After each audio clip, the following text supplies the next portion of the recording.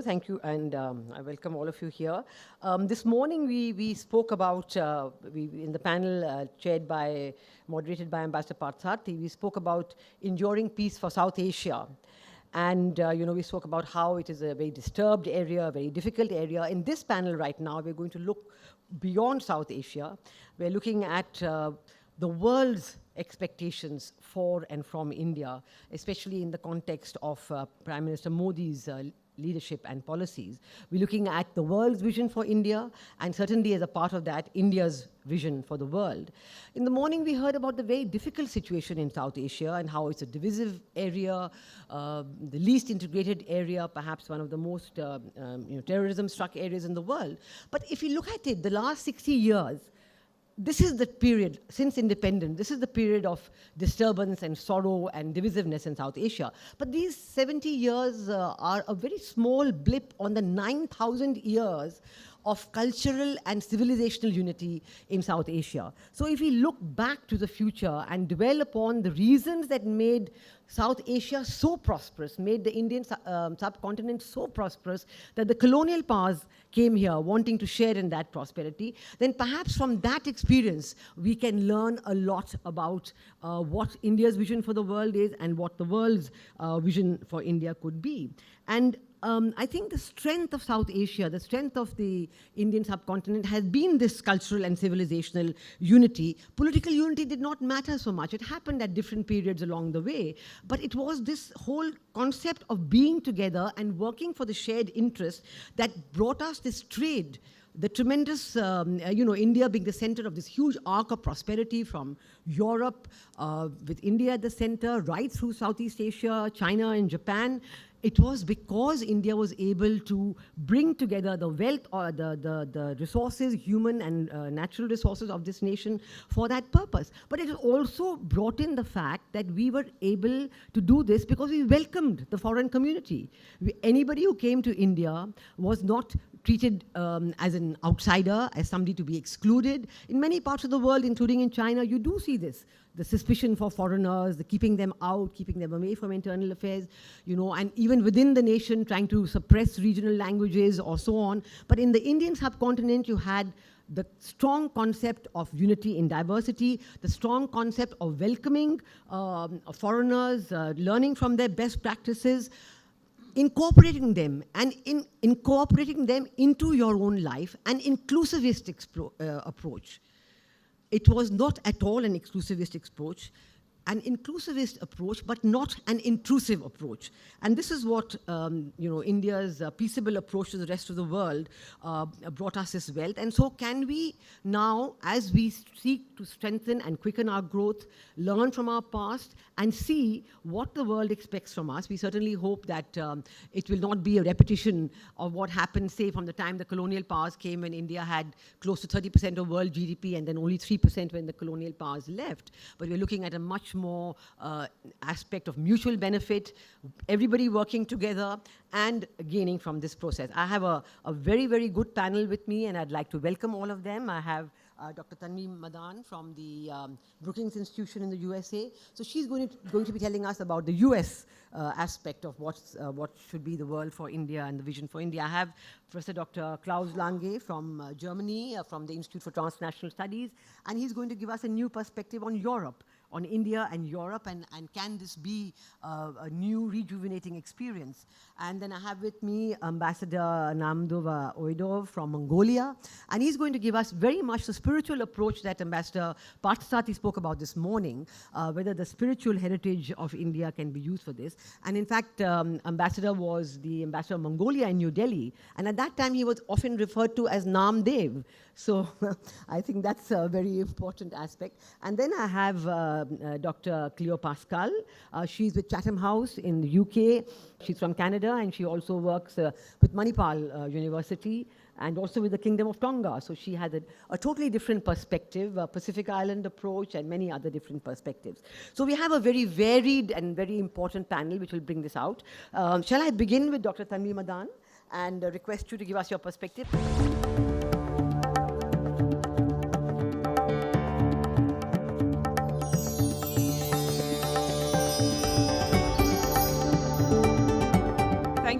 India Foundation. I'm delighted to be here. I'd just like to start with a disclaimer. The views I express here are my own, not the views of my organization, which does not take institutional positions. I'm going to talk a little broadly about the issue and then talk about the US in terms of why I think foreign policy is crucial for India, why the world is crucial for India. Since the government has come to power in May this year, foreign policy has obviously, as all of you know, featured prominently. There have been numerous visits, incoming, outgoing, at the highest levels. We've seen participation in summits from India at the highest levels. We've seen some crisis management as well. And we're going to see this continue over the next month with President Obama coming to town, and I suspect another year in the next year of foreign policy activity. But all this foreign policy activity has led to some criticism, some calling it a waste of time, some saying it's a distraction from domestic policy. But the reality is that India's external policy is inextricably, I would argue, indispensably linked to its national strategy and to its domestic goals. No Indian government can put foreign policy aside, certainly not one that has promised its citizens a strong and prosperous India. Let me outline a few reasons why I think this is such a critical part, why India cannot put the world aside. The first is something that India can't change. You can adapt, you can mitigate, you can't change, which is geography. India has territorial borders of over 15,000 kilometers and more than 7,500 kilometers of a coastline. India can't sit back in blissful isolation from these borders, and it's not exactly a quiet part of the world that India lives in. It sits atop an ocean that one author has called the globe's busiest and most important interstate. It sits between West and East Asia. Again, not exactly quiet areas of the world. So whether or not Delhi wants to go knocking on the world's door, the world is going to come to India's. That can be in the form of crisis, or it can be in the form of opportunity. Economics is a second reason. India's economy is increasingly tied to the global economic system. In 2013, India's trade to GDP ratio stood at about 50%. FDI in 2013 was $28 billion coming in. Indian companies invested $15 billion abroad. It's not just economics in and of itself and capital coming in. Technology as well, which goes across the spectrum for everything India needs in terms of various priorities. Energy, key and crucial for Indian growth. Today, 3 of India's top kind of sources of energy, some part of it, and in some cases, the majority of it is coming from abroad. Today, India imports about 3/4 of the crude oil and 1/3 of the natural gas that Indians consume. Even coal, which India has so much of, India is the 3rd largest importer of coal in the world today. But it's not just fuel. Indian energy companies are also trying to bring in technology into India and capital, and they themselves are going abroad and trying to seek assets abroad. Another reason, defense. Not just in terms of acquiring weapons from abroad, and India, as many of you probably know, is the world's largest importer of weapons. But even as India tries to build up defense production capabilities here, there is the aspect where you need technology from abroad. On top of that, for any strategic security strategy, you need partners. You might not want allies, but you need partners. Developing those relationships requires some amount of focus on the world and on foreign policy. Another reason, people. There are 10 million NRIs in the world. That's not even including the 12 million people of Indian origin. The government has a responsibility to ensure their security and well-being. There's also another aspect, and it's not just about people and their security. It's about money. The Indian diaspora sends $70 billion to India in terms of remittances. This is 4% of India's GDP. And this is the largest amount of remittances in the world. There is, of course, the additional point that we have a legacy of relationships with various parts of the world that need to be maintained and in some cases expanded. Every Indian government has tried to follow a diversification strategy. What has this meant? It meant establishing and maintaining a set of relationships with multiple countries. Why do this? After all, it's not a low-maintenance strategy. And the logic behind this has been, you want to maximize benefits and minimize risk to Indian objectives. You want to minimize dependence on any one country or coalition. You want to maintain some freedom of action. But as I said, this is not a low-maintenance strategy. There's also the legacy of India belonging and being fairly active on the world stage in institutions and organizations. So there's a certain number of summits that any prime minister, any leader will have to attend or should attend. There is another aspect to why foreign policy is going to remain crucial, which is that it does have political benefits for leaders. It does allow a leader to showcase India's role on the world stage, but also to the Indian public that India has that role and there is interest in the country. So let's be frank. The world is interdependent. We've been talking about self-sufficiency since 1947. Let's be clear, India has never been self-sufficient. And I would argue it's neither a feasible nor a desirable goal. So why focus on foreign policy now? Why not wait? Why not leave it down the line once economic growth has been restored to 7 to 10%? Why not focus just domestically? For one, the world is not going to wait. It does not wait for any one country. So you're going to have to keep up. The second is, at the moment, there's a key advantage that India has. There's a moment of opportunity when many countries see India as on the rise. They see it as an opportunity. And so India has an opportunity to capture this moment, to take advantage of this moment and capitalize on that interest in India, to get a certain amount of competitive courting going. I'll talk a little bit about the US and why that interest has kind of come to the fore, why there is interest in the US in India. There is expectation, there is interest, there's a lot of hope. Why? Because the US wants to see India succeed. I know not everybody believes that, but the US, and this is not just one administration, this has been every administration since the end of the Clinton administration, a Republican administration, a Democratic administration. They have been on the record as saying that they think India's rise is good for the US. It is in US in national security interests and economic interests for India to succeed. They want to see the strong, prosperous, inclusive India that Prime Minister Modi promised in his speech after the election results were declared. Why do they want this? I'd say there are at least 3 reasons. The one is strategic. In an era of crisis and chaos, India is almost kind of this island of stability, especially where it sits. It has a role in the Asia-Pacific that could be very different from the role that other large powers are playing in the region. Second, and related to that is this aspect of China. India plays a crucial role in terms of how the US thinks about how to manage China's rise. This is not just about balancing. It is also connected to the fact that India is a democracy and that it can succeed. The second reason is economic. It's not just about US companies coming and seeking markets here. It is that there are today Indian companies investing and creating jobs in the US as well. And the third reason is values. It matters that India is a democracy. It matters because unlike, for example, China, what happens here is fairly transparent. When there is a debate here, you can track it. You know where people are thinking. People are not sitting and wondering constantly what is going on, who is doing what do we really know. Yes, to some degree there is, but not to such a great extent that it is a bit of a black box.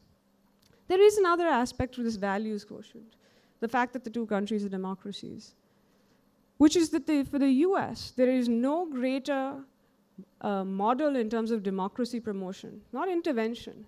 If a democracy the size of India can show the world that democracy and development aren't mutually exclusive, India can be that model, as many Indian leaders have talked about as well. And these are the reasons why you've not just seen the administration, you've seen bipartisan consensus in Congress. Yes, there are people who disagreed. Yes, there are bills that go through Congress that aren't necessarily reflective of this interest and this desire to see India succeed. But there's bipartisan interest and support in a good relationship with India in the US. It's not just in Washington, though. State governments. If you look at who comes to visit, it's not just congressmen, congresswomen, presidents. It is also governors of various states, their chief ministers, who are coming here to seek investments in their states. I was in Mysore last year for a wedding, and I suddenly look around and see I was at the Mysore Palace, that the governor of Arizona was there. Why was she there?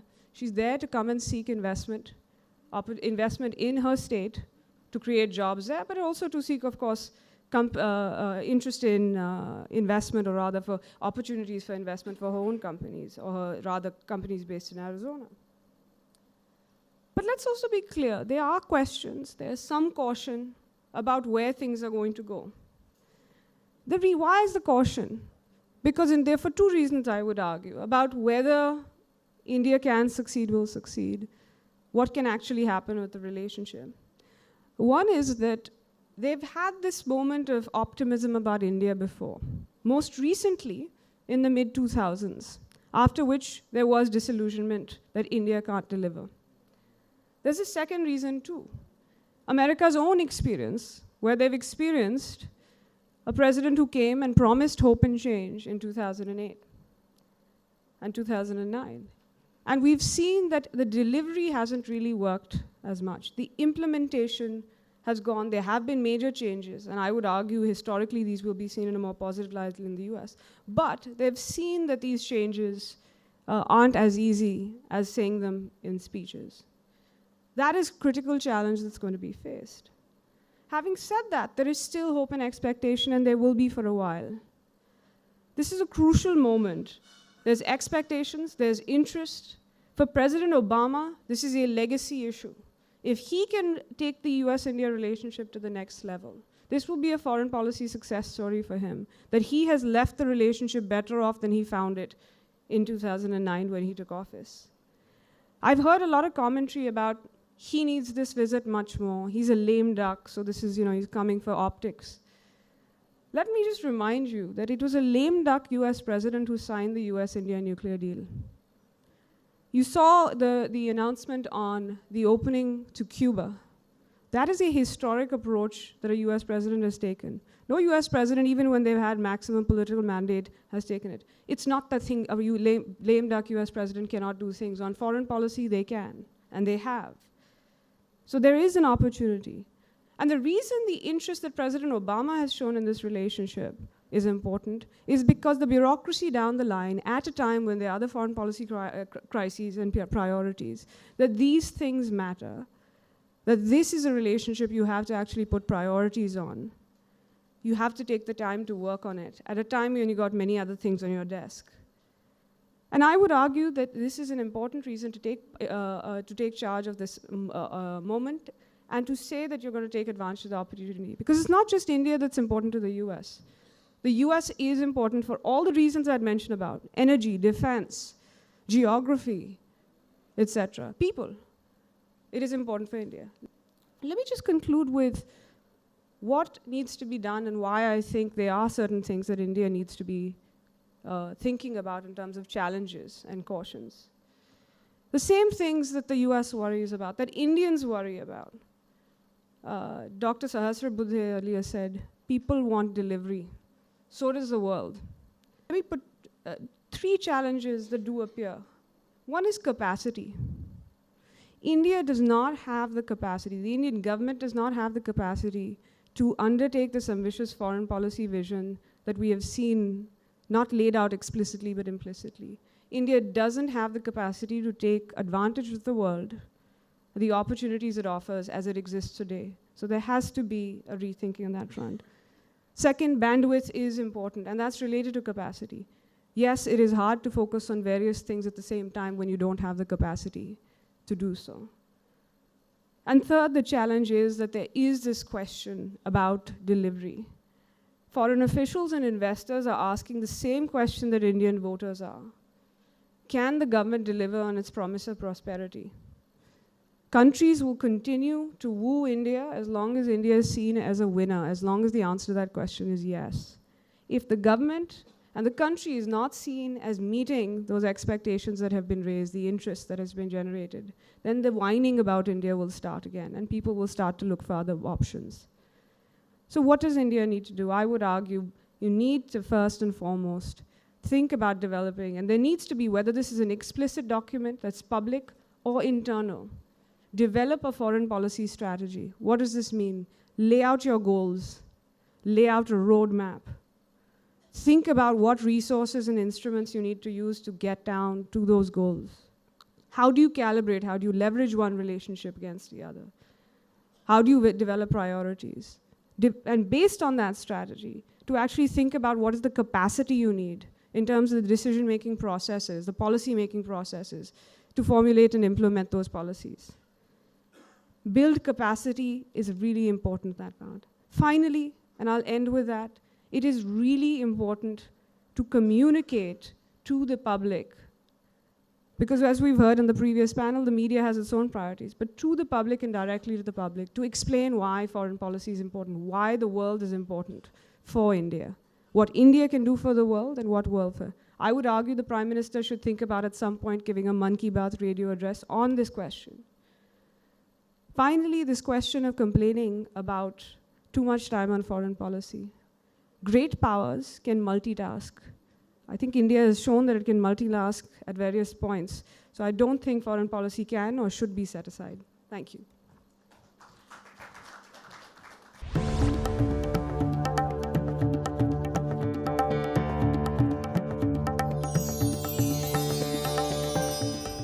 Thank you very much. First, thanks goes to the India Foundation, of course, for great hospitality and the possibility to learn so much in such a short time.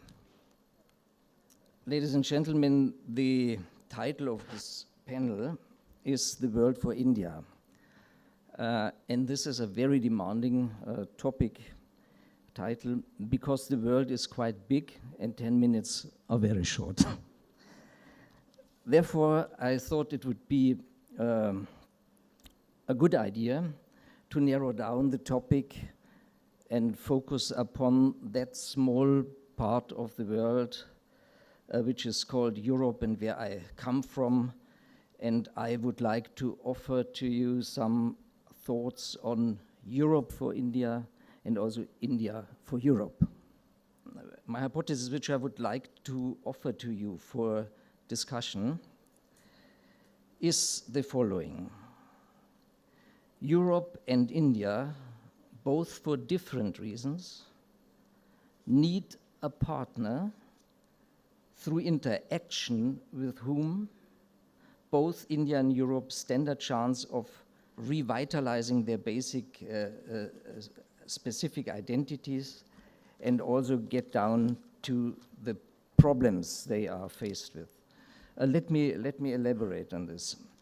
What is the specific basic problem of Europe? Some people here might be a bit surprised if I say that Europe is in a kind of crisis. And I leave the question open, by the way, whether I speak on the EU, Europe, when I'm using the term Europe, or to something bigger or maybe even something smaller. That we can discuss if you wish. Irrespective of this, I hold that the basic problem of Europe today is that it is in danger to lose its vision.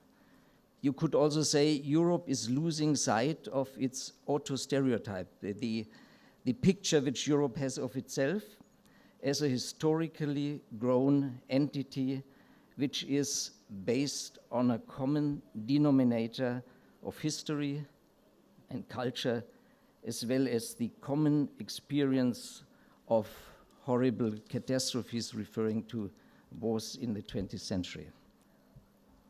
When I was a child at the age of 10, there was a general expectation that the treaties of Rome of the year 1956, which led to the formation of the so-called European Economic Community, were the first step on the way towards the United States of Europe. This was expected to come into existence in a near and foreseeable future. Now today, 50 years later, the vision of a common fatherland of Europe has not only been weakened considerably, but even moved to a very much narrow horizon of expectations, I would say, and European international parochialism, which is not so much visible from outside Europe maybe, but from inside very much, is becoming a hell of a problem. I hold that this thesis of the European vision weakening, that this is correct in spite of the enlargement of EU-Europe and in spite of the evolution of European institutions. Let me now make a few remarks on Europe and India in a reciprocal context. India as well as Europe still have to find their respective positions within the unfolding multipolar system of international relations.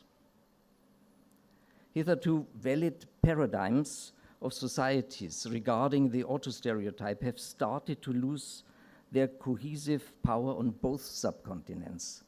In India as well as in Europe, the quest for new frameworks of identity is going to become a top priority on tomorrow's agenda. The difference, though, being that India is on the move towards that, whilst Europe is moving further away from this.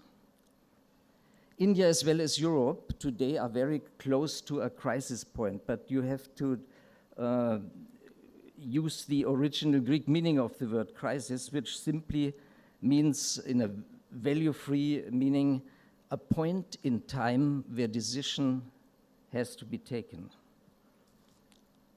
In the case of India, the really tectonic political changes of May this year have at least nurtured the hope that it is possible to unleash dormant capacities based on demographic assets, on a cultural, intellectual sounding board, hardly comparable to anything on the globe, and a geographic position which makes India one of the most important nodal points of global connectivity. Yet even if it will be possible to remove India's main obstacles on the way towards becoming a historical winner, such as paralyzing bureaucracy,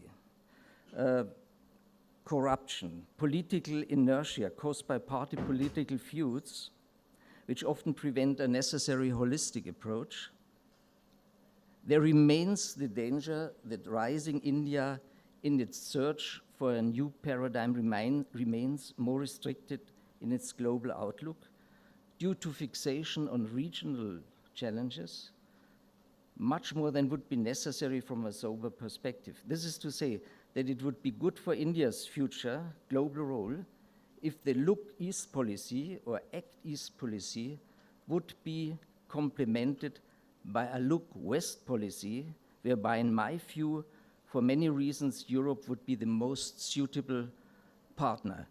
Let me briefly elaborate on this. You know, India's economic indicators are moving upwards. India needs, to the best of my knowledge, something between 6 and 7% per year just in order to absorb the people coming every year onto the labor market. India would, in my view, definitely need a very systematic procurement of innovation and technology transfer. Make in India is a very good idea, but the question is whether India should, or I would warn against India waiting too long for own innovations. It's much better, of course, to shorten, to find a shortcut on the way to innovation in a demanding technological base. And in my view, Europe would be the most suitable partner in this context for technology transfer. Why? A basic principle of Indian foreign policy, as far as I see, is so-called strategic autonomy. And Europe, as far as I see, is the only possible partner in the world which could provide technology transfer without India having to question this principle of strategic autonomy. So Europe is a partner, possible partner, which does not imply grave problems for India. On the other hand, Europe is also in need of political paradigms and a new framework of identification other than that porous and outward so-called transatlantic community of values, or even an identity based on conjuring up a new enemy or new Cold War. To me, there's little doubt that the old idea of Europe as an important player in the global context is still a very valuable one. However, Europe too still has to find its identity, and this would be greatly facilitated through interaction with a partner which beyond the beaten track opens new horizons. What I want to say is through interaction with India, which to me is the most interesting partner in the emerging multipolar world. Through this interaction, Europe stands a good chance to look further than the European confines and find thereby in the wake of this interaction a new identity, new perspectives. The main hypothesis is India and Europe, for many reasons, be it economics, politics, security, or culture, we can go into detail if you wish, are most suitable partners for each other. As far as I can see, this idea has not yet entered the political mainstream, neither in India nor in Europe, but I trust that it will only be a matter of time until the historical chance of Indian-European partnership becomes an accepted topos on both subcontinents.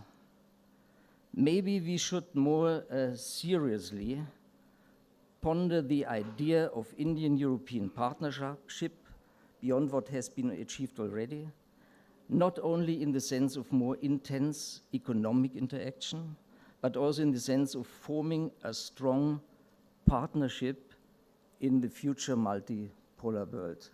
This is just a rough description of some ideas, and I would be very grateful if you could elaborate on one or the other point. But time is up, and I thank you very much for your attention. Thank you.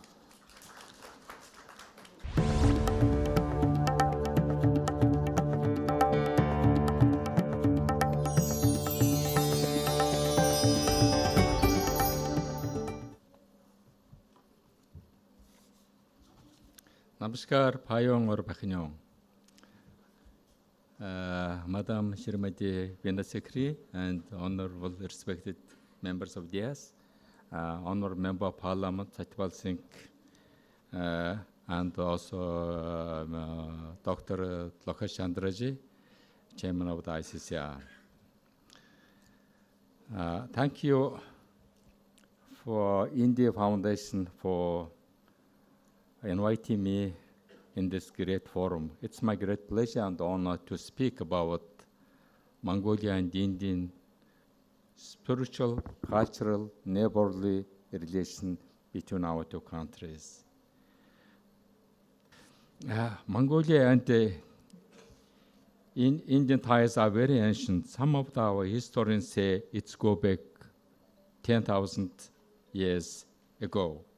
According to the Indian sources, Mangaldev, son of the king of India, its people migrated to Mongolia and returned back to India after staying in Mongolia 2,000 years. The head of the returned people, called Katoch dynasty, now living in Himachal Pradesh, whose family tree consists 490 families, started from 4,300 BC. Also, the Chaudhry Dibrugarh University of Assam, he mentioned that the first historical links between India and Mongolia dates back as early as 5th century BC. Manohar Lal Yadav, Government College of Raipur, discovered 17 rock painting in the shelter of the dense forest of the Chetwa Dogri. It's about 114 kilometers from Raipur in Madhya Pradesh, which provides that starting evidence the presence of the Mongolian settlers in the central India. In 1921, then our Prime Minister, Mr. Amar, he has written book, Short History of Mongolia, where he has mentioned that our forefathers comes out behind of the Himla mountain. There is one scholar who is that super unified theory. Dr. Irdne mentioned that in his lecture, Mongolian Indian ties are more than 8,000 years old. South Indian Dravidian language is similar with the Mongolian language and its structure. There are many Mongolian words in Dravidian language. In western province of Mongolia, we have Darvi district, Darvi mountain range, and Darvi district also. And east, we have also Ganga Lake in Mongolia. And now the actual contacts between our two countries, this is linked between the Kushan and Mongolia, White Hunas travel in India, Mughal Empire in India, that traces its lineage back to the Genghis Khan, and also that the Mongoloid people in Northeast, as well as in Ladakh and then Himachal Pradesh. Some people, our Indian scholars say that there are 30 million Mongoloid people in India. So I made small research on that. What a similarity we have between Mongols and Mongoloid people of India. I found almost 60 similarities between us. Now the religious and literary and cultural contacts between us. Our two countries are not bordering physically with each other. At the same time, according to the two countries scholar, we Indians and Mongols, we are spiritual neighbors. People of Mongolia accepted Buddhism and its philosophy together with its ritual ways and culture. It was important for Mongolia to maintain own specific identity with shamanism and nomadic life and culture and tradition. Dr. Raghuvira, who is the founding member of the International Academy of Indian Culture, who first visited Mongolia before the establishment of diplomatic relations. And I'm very happy his son now is sitting, Dr. Lokha Chandra, with us. He has characterized our people. Indians and Mongols were brothers and sisters in Dharma. Although the Siddhartha Gautam was born in Lumbini or Nepal, the Buddhism and its philosophy and ritual services were born in India as whole. So world Buddhists look to India as founder of the Buddhism. In the context of the new approach of the present government of India, I wish new role of India in the development of the Buddhism and its future causes, non-violence, peace in the world. Now I would like to say a few words about how the Buddhism spread to Mongolia. According to the academician of the Kurulvatar, the Buddhism developed in Mongolia approximately in the 1st century AD. The first missionary brought Buddhism to the Central Asia was Vairocana, who built the monastery in Khotan. Spread of the Buddhism to Central Asia certainly influenced its immediate neighbors and ancient Mongolia tribes, the Hunas, and has the direct relation with Central Asia. Both Mongolia and the accounts of the Chinese pilgrims tells the possible spread of Mahayana and Hinayana school of the Buddhism in Hunai state, Mongolia. Both Chinese pilgrims, Yichen and Xuanzan, saw among the students of the Nalanda University foreign scholars hailing from faraway countries like Korea, Mongolia, Takora, China, Tibet. Yichen accounts about 56 the foreign scholars residing in Nalanda University in his days. The spread of the Buddhism promoted by the cultural contacts between people of India and Mongolia.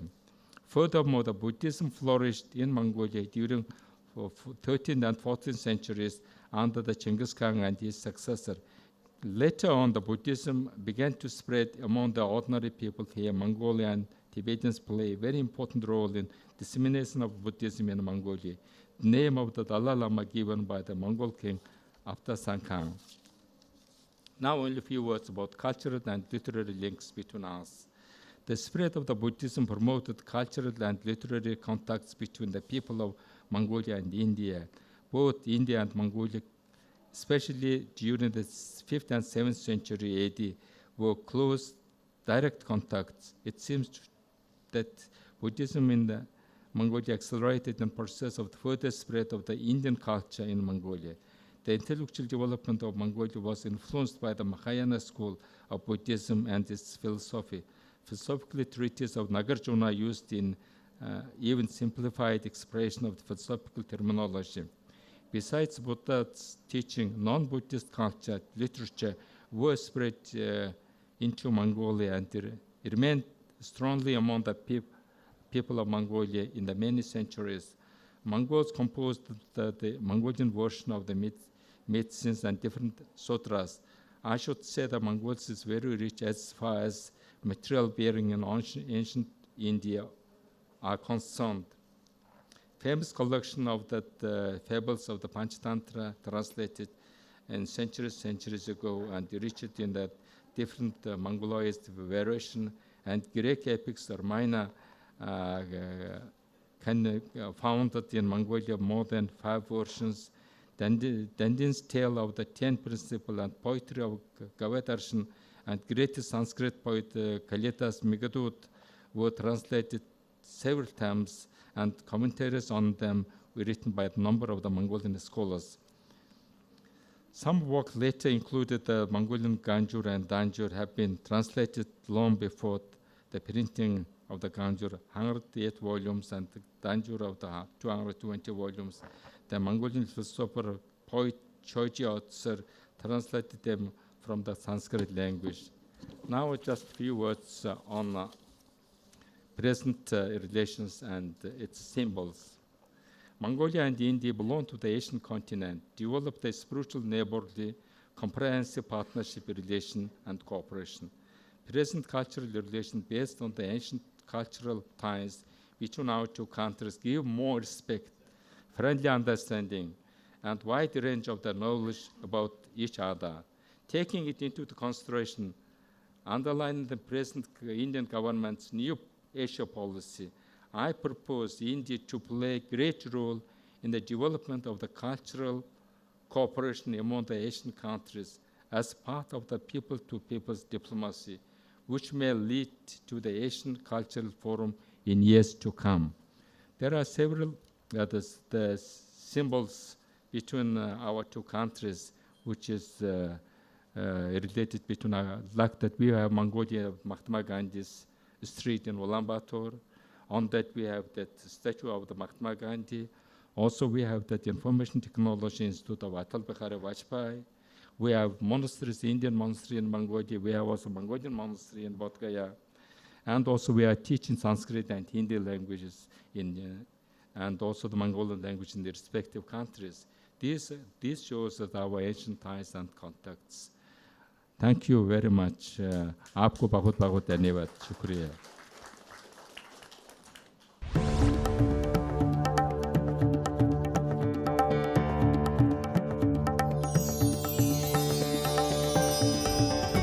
Namaskar.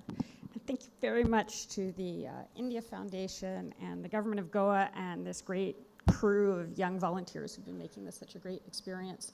There's been enormous interest in this conference, which is why I'm very rudely sitting there behind my computer. We've been live tweeting a lot of what we can because so many people from around India and around the world want to know what's going on in these rooms. We've talked about faith, and what I'm going to talk about a little bit, I'm a strategist, and strategists have their own belief systems. And those belief systems inform the recommendations that we make, the policies that we make. And it's very important as India engages with the world to understand how different these belief systems can be. So, for example, if you got a Buddhist, an Anglican, and a Catholic walking into a strategy meeting about how to achieve a good life after death, they all want the same end goal, but the way that they get there is going to be informed by their different belief systems, and it's going to affect their actions in the real world.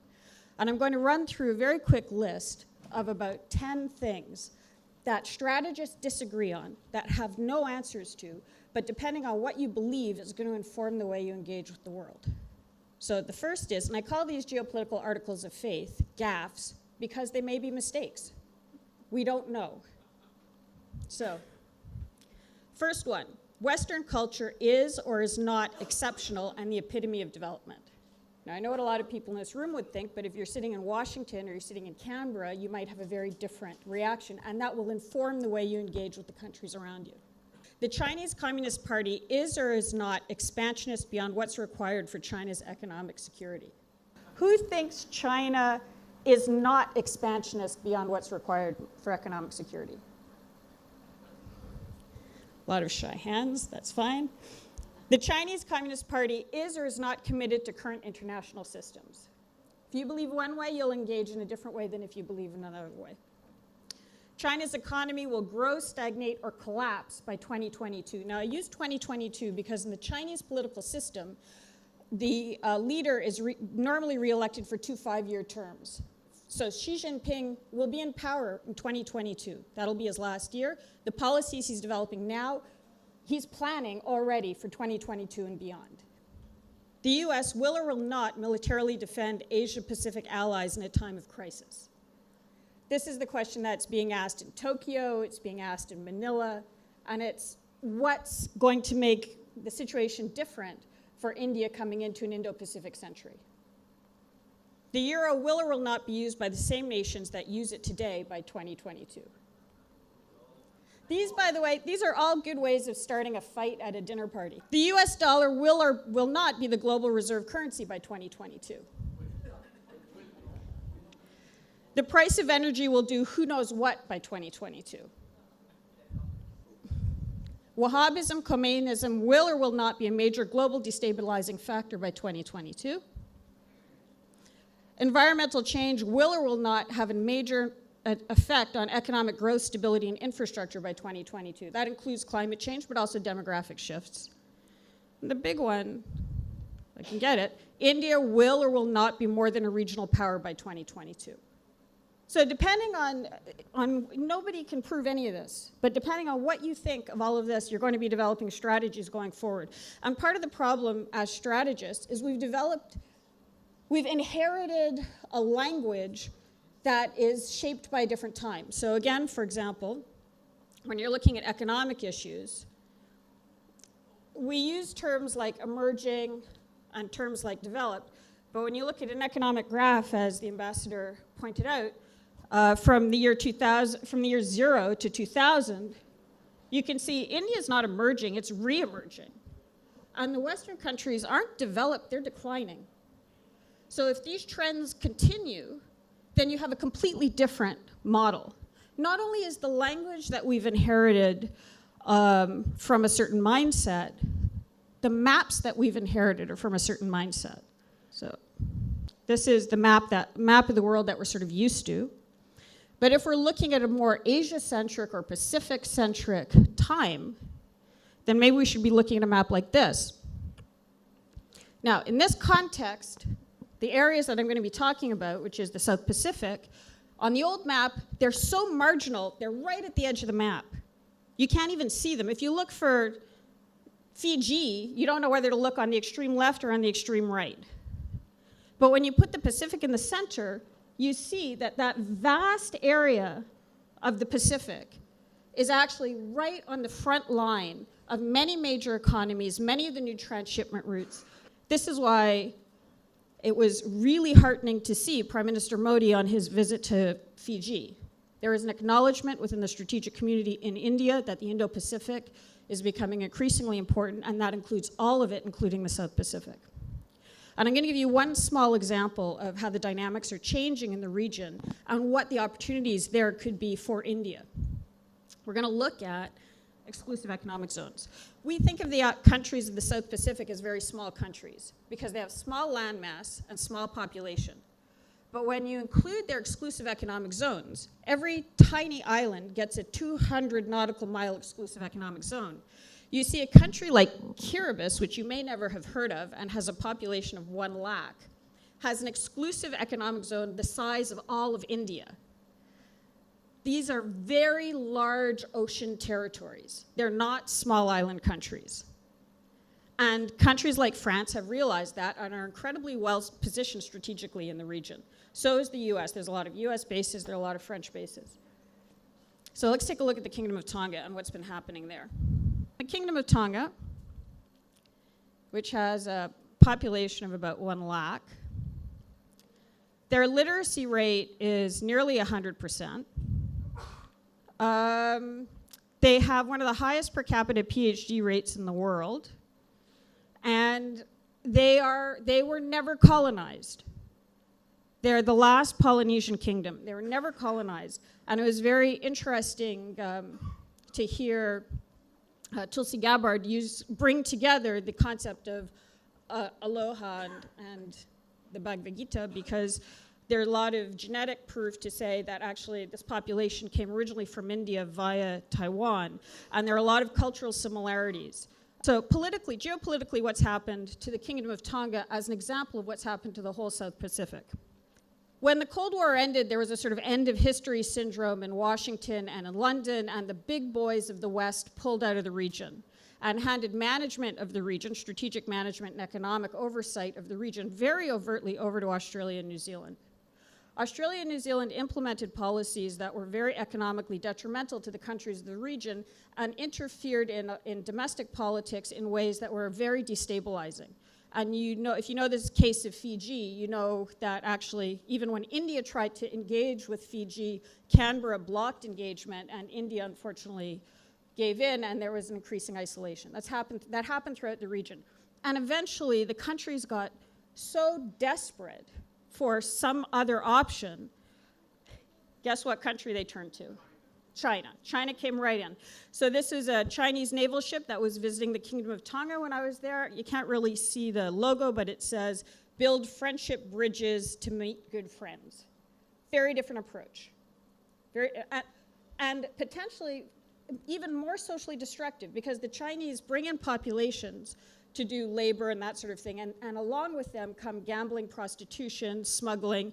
We can talk about this later on if you want, but it has not, in the short term, it's a short-term fix, but over the long term, and I'm not so sure it's very helpful. And even kind of long-term potential allies of countries like India started turning to China. Fiji should align itself with visionary China instead of Australia and New Zealand. Where is India? But it wasn't just China. Okay? This is 14 votes in an international forum. So other countries, like when Germany and Abu Dhabi went head-to-head to see who would get to host the headquarters of the International Renewable Energy Agency, they sent one of their sheiks on a flying visit to Tonga with a couple of suitcases of cash, and very quickly tied up the votes of the whole region. And Germany was outmaneuvered to the point where they actually didn't even have the vote for the headquarters because it would have been too humiliating. It went directly to Abu Dhabi. Now, Abu Dhabi recognized the value of this and has now set up in Dubai, they're setting up a building where 11 of the Pacific Islands will have diplomatic representation. So countries like Tonga will have diplomatic representation in the UAE before they will in India. So where is the space for India in this? Clearly there's need, and it's not to replace the US or to replace China. India has a very different and special potential in the region. There's, for example, both the US and China have a difficult problem with extended families. Their economies are built either for nuclear families or for the one-child policy. The economies of most of the South Pacific are based on extended families, something that India knows very well, and requires a very different form of engagement and a different economic policy. Also, India, especially under Prime Minister Modi, has been prioritizing merit-based engagement, looking for people with common values, honesty, cleanliness, hardworking, that sort of thing. That is there in the Pacific, but it's not the sort of engagement that's being identified by others who would prefer to take shortcuts through corruption. So before that sets in, there are extremely solid partners potentially in the region. Also, the economic engagement, this is not a top-down political engagement. This is, you know, for example, these areas have money, they're spending money on stuff like transport, communication, education, pharma, but they're getting either overpriced Western products or poor quality Chinese products. So if you're looking at, sorry, I'm almost finished. So for example, if you're buying a car in Tonga, the same $8,000 US will either get you a 13-year-old, very, you know, old used car or 2.5 brand new Tata Nanos. If we could get the Tata Nanos to Tonga. It's just a transmission problem, it's just an engagement problem. One paracetamol in Tonga will buy you 8 in India. And the thing that, when I was talking to the Tongans about India, that they were most excited about in terms of engagement with India were things like the comic books. They're excited about the way that India was retaking and recapturing its own history and narrative and shaping it in a way that was directly relevant to their children. Something that countries that have gone through the sort of experience that Tonga has had find incredibly and deeply important. So even engagement like this, where you send comic book designers to help the children of Tonga draw their own comic books about their own histories, would make a bridge that you couldn't imagine the importance of. The benefits of India returning to the Indo-Pacific are increased mutual security, economic co-growth, cultural co-enrichment, scientific co-innovation, and an answer to the question, will India be more than just a regional power in 2022? Thank you.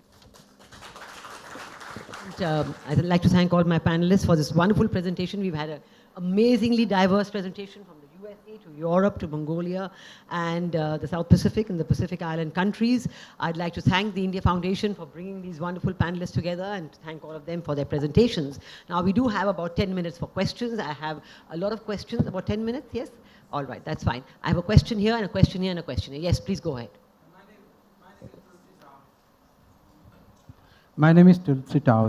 My name is Shakti Siddha. Yes. Based on all of this, but I'll address my question to Dr. Madan. Basically, all brings out the point that you made about India flattering to deceive, basically Yes. because of lack of capacity, the lack of a strategic vision. Now, since we lack the strategic vision, which is also why, Dr. Lange, we miss out on Europe, you know. We jump straight away to US, we miss out on Europe. Because of the lack of capacity issues, how do you think we'll be ever able to move on to developing a strategic culture, which will enable us to have roadmaps and going? I'm going to combine a couple of the questions on capacity. Shakti, I do want to clarify, I'm not one of those people who thinks Indians don't have strategic visions or Indians can't think strategically, not least because that would mean I can't. But I think the question about capacity and what you can do, let me just suggest a few things that one needs to think about how you address, and there are a lot more. But one is a numbers question. You know, we constantly say government is too big, the Indian government, especially if you look at the Foreign Service, I mean, everybody heard the quotes, and yes, the Indian Foreign Service is no longer the size of Singapore's because it has increased. But you cannot function in the way India is, with the number of goals globally, with that size of a foreign service. There is also the question of expertise. We have generalists, and that system worked for a while, but the question is there has to be thinking. Maybe go with generalists, but then you have to be open to outside expertise. And not just in the finance ministry or others, which have been traditionally brought outsiders in, but think about it on the foreign policy and the external side broadly. I think it's also about the way government is designed. We don't have good coordinating mechanisms. We do ad hoc coordinating very well. We do task forces, etc. But where are the bodies? Now, I'm not a pessimist. Countries like the US didn't develop their capacity and then have the global kind of ambitions or the kind of global role. The US, for example, it develops its national security infrastructure after various responsibilities are thrust upon it.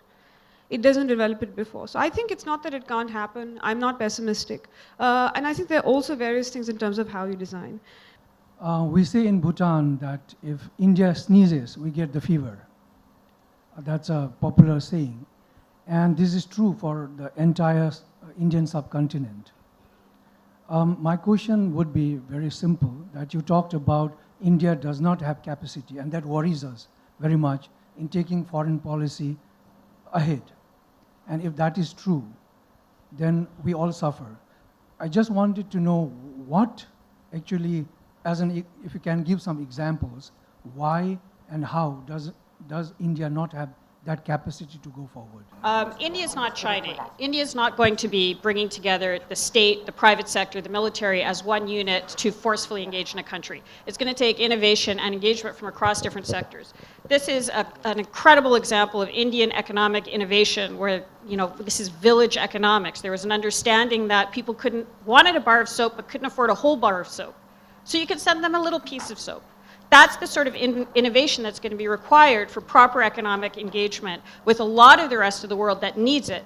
And the spiritual engagement is obviously incredibly important, but the medical, the intellectual, the e-education, all that sort of stuff would really help and would give more breathing space for the whole world. One of the conference that I had arranged in DC, one of the think tank expert has said particularly on one issue that the comment was curious, and I wanted to give some context to that. And comment was that why are you Indians are so obsessive about the India-centric view, and why do you think that US cares more to India as against there are so many other issues are there?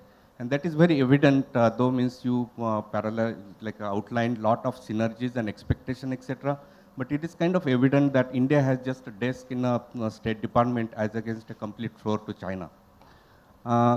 Coming to the question is that there are a lot of expectations and opportunities, like India is a big market and there are certain synergies, etc., and some strategic alliance with the security against the China. The question is that India also has three specific, other than the investment, technology, etc., three specific needs I can see. That, and I wanted to see that when the whole change of cooperation, can we expect the delivery from, say, the US? One is that Security Council, the position in the Security Council that India is basically seeking for. So that is the second thing that is about not compromising India's interest in the Kashmir affairs. So that is the not meddling into the India-Pakistan issues in a backdoor. And the third thing is that just now back-to-back visits of President Putin and Obama's visits are there. And then India still counts Russia as a trusted partner, but we are still hesitant to count, despite all this friendship, not yet comfortable to count the US as a trusted partner. And do you think that all these things we can see a change and delivery from US? I think you have to think about not going between bouts of ultra confidence that India is important and everybody should look at it, to ultra defensiveness, that why is everybody not interested in us. Countries find you important when they think you're useful to you, or to them. As long as the US thinks that it is in their interest to have a good relationship with India, as long as India is doing well, there will be interest. And let me correct the impression that the State Department has an India desk and China has an own floor. One that is factually incorrect, as you probably know. When I first went to Washington in 2002, 2003, there were 2 or 3 people on the India desk. There are 14 people on the India desk today. So that is a misnomer, and it's a myth that it hasn't grown. If you look at staff that has expanded, US staff abroad, diplomatic, but also otherwise in various embassies and consulates, one of the major expansions has been in India. So I think that is change, and it changes because you see personnel. But at the end of the day, even within their system, you have to justify these priorities. And so as long as India is important for itself and for the US, there will be continued interest and importance. My name is Ashok Chowgule, working president, Vishwendra Parishad. Question to Tanvi, you talked about what India should do about improving relationships. I think equally important for people in India to know what America should do and will do. You see, we have had various interventions starting from Dallas, okay, and then getting on to Kissinger, and then recently Robin Rafal. Those type of I think interventions in Indian affairs I think have obviously led very, very bad taste in the mouths of people from India. So I think there's a lot of I would think that equally there's a lot of responsibility on America to improve the relationships, and perhaps we would like to dwell on it. Thank you.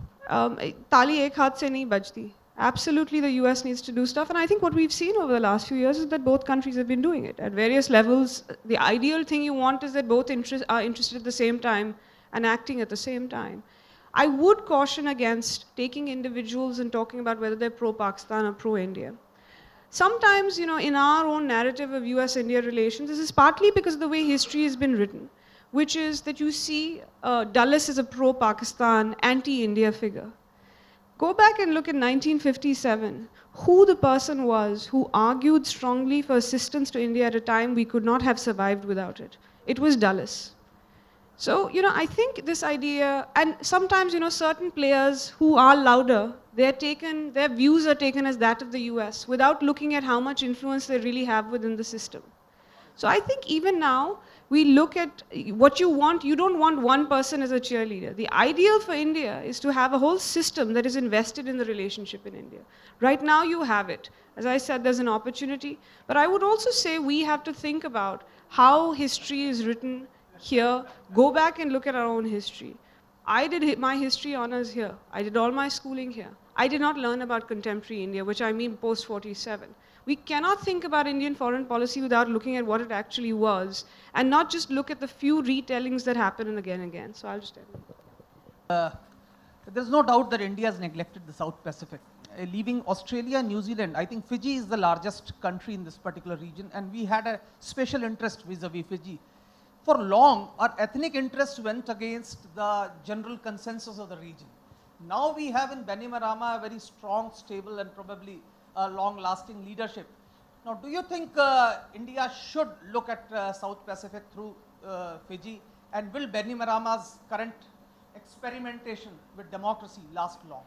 Fiji, the engagement with Fiji, it's very important, but there are a lot of players in Fiji. Fiji is very crowded, so that's where everybody has their embassies. And if India's engagement seems to be ethnically based, it will be rejected by the rest of the 13 countries in the region. And it's very important for India to understand the perception in the region. So Bainimarama's number 2, he's called Bainimarama's Indian, he's the Attorney General, he's a Muslim who has been trying to change the education system, and there's a lot of concern among Christian Fijians, which is the vast majority, that he's trying to set up a parallel Muslim education system. So the engagement, I think, personally, you don't want to carry other people's baggage. This is a new India, right? Or, in fact, a very old India. And you want that engagement to come from the heart to the heart without transiting through anybody else. Can you tell us of any cultural similarities between India and Tonga that you found? Okay, and how do you reach Tonga if I want to go there? The cultural similarities are many, but there are many that you would see in any healthy, rounded society. Respect for elders, a lot of debate, a value for education, a value of each individual life, a desire for spiritual knowledge, and the sacrifice of self for the community. In terms of how you get there, unfortunately, now you have to go from Fiji or Wellington or Auckland or Sydney. There should be direct flights from India, at least into Fiji, because that would open up the whole region for trade and for engagement in many different areas. Yes, India is re-emerging. Let's look at that, because let's not leave out what we did in the past. That's a very important point. Let's learn from the past, but develop it even better for the future. I think the second point is that there's a all-important and all-time high of expectations from India. So let us not disappoint the world, because we'll be disappointing ourselves as well. And the price of this disappointment will be very high. The third point is it has to be a multi-layered, simultaneous approach.